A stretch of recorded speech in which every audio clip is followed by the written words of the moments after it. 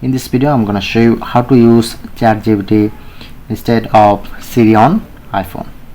So I'm provide full guide. So simply at first open your app store, go to search option, search set to ChatGPT. So make sure to install this ChatGPT apps. I'm already installed this. Okay, all right, and open my shortcut apps. Just open this, press on plus option, go to search option, search set to ChatGPT. So as you can see, showing it to voice mode. Just tap on to add this. Okay, and go back. Now it's add in my shortcut apps.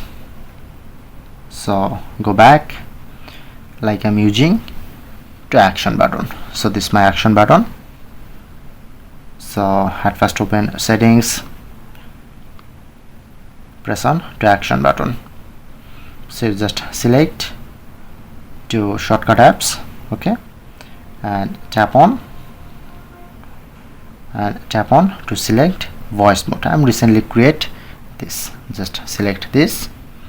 Okay, now go back and just long press to action button, then open ChatGPT. And another, like set up my lock screen, long press, customize, add widget, select shortcut to add, and I'm select to voice mode. Now add this and place in here. Just tap on to open this. So that's it.